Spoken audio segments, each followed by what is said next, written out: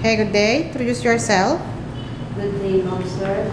Thank you for having time to watch my video. I am Joanne Pagurayan, 37 years old. Are you married? I am married and I have 4 kids.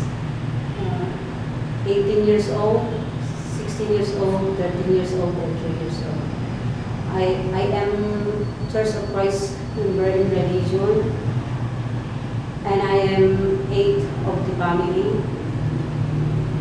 How many brothers and sisters do you have? I have 6 brothers and 2 sisters. What is your educational attainment? I am a vocational undergraduate.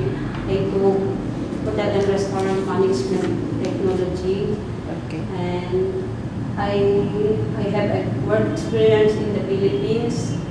I served 3 peoples, consisting 1 couple and 3 years old boy. How long you work here? I look for 5 years. For 5 years. So what did you do as a helper? I cook, I clean, and You took care of the kid. I take care of the kids and ironing. You go to market? Yes, ma'am. How often you do marketing? Like how many? Once a week. Once a week. Okay. Why do you want to work in Hong Kong? I want to earn money for the future of my kids. Especially, I want to give their needs in their everyday. And who will look for your 4 children if you're going to Hong Kong? My husband. Your family allows you to go abroad? Yes. Okay. If you feel homesick, what will you do? First, I will pray that God will guide me. Then I will focus my job. I make myself busy, and I do my hobby like singing. Okay. How long you want to work in Hong Kong? As long as my employer wants my service. Are you have a good relationship with your employer here in the Yes. Philippines? Yes, ma'am. Okay. And They treat me as one of their family. okay. And if ever in Hong Kong, there's a grandparent staying in your employer's house, is that okay for you? Yes, ma'am.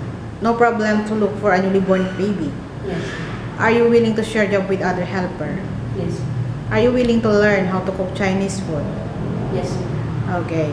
Are you willing also to sleep late at night because of some like duties or caring of the children late? Yes. Okay. Your future employer is watching you. What can you assure and promise to them? If you hire me, ma'am, sir, I will promise I will do all my duties. And if I don't know the things you want, I am willing to learn so that my service will be good to you. Okay. Thank you very much. HL 2332.